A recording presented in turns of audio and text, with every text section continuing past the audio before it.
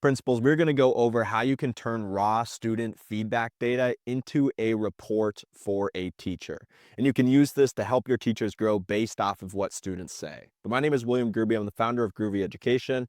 We deliver AI PD at all of these schools here. But in this video, I do not want to waste your time. We're going to go straight through this step-by-step guide and how we can do this in a safe way while protecting student data. So this is very, very important.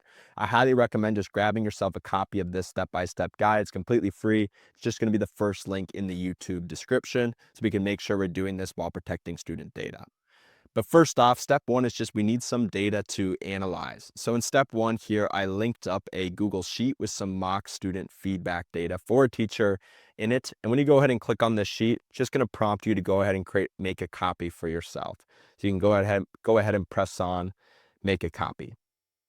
And we can see we have some survey results here. So we have an open-ended question, which is super, super important when we're using ChatGPT that says, hey, what do you think of the class? And then 2 Likert scale questions. How satisfied were you? And how much do you feel you are learning in the class?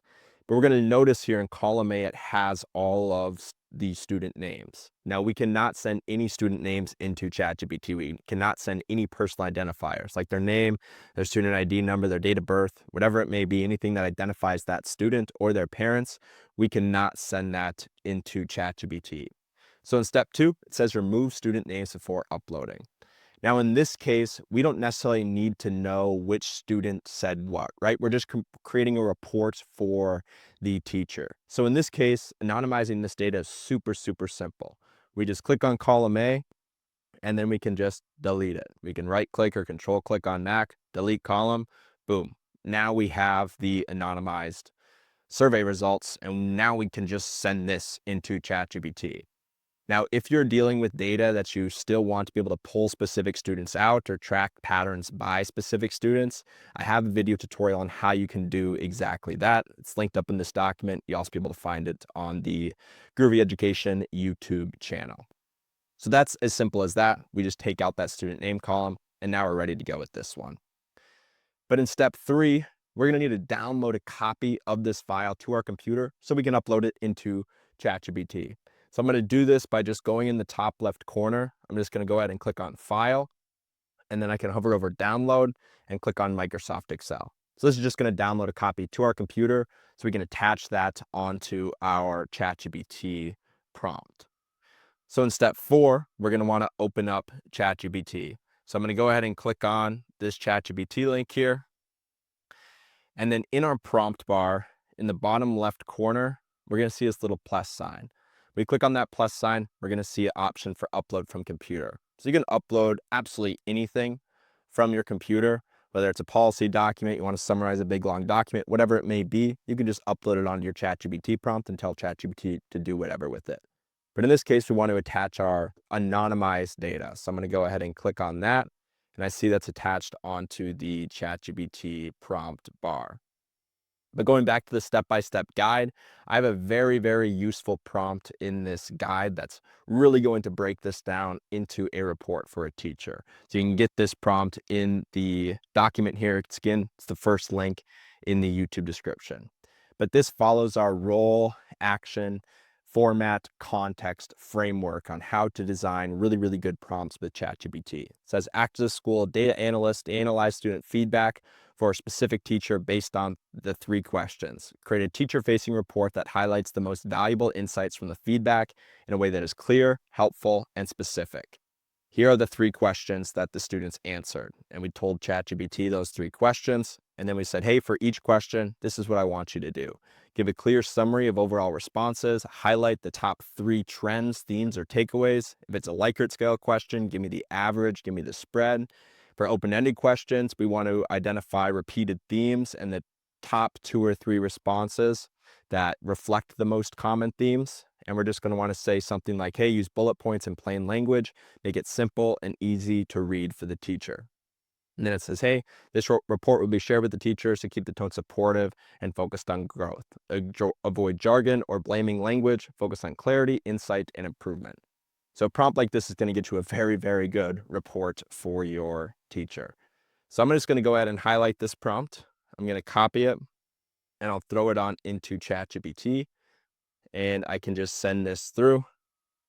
And ChatGPT is really like having a full-time data analyst on your payroll that you can go to at any time. It is super, super powerful. If you click on this little analyzing button, you'll see it's actually just writing the code that a data analyst would write to analyze this data. So if you know how to read Python code, you can for sure read through this and see what it is doing.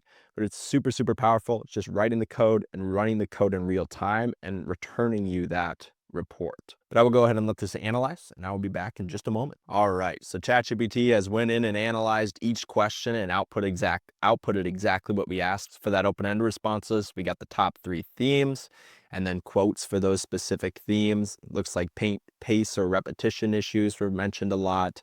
Engaging had some mentions as well. And then we gave them the average rating for, hey, how satisfied were they? And then the top 3 takeaways from that as well.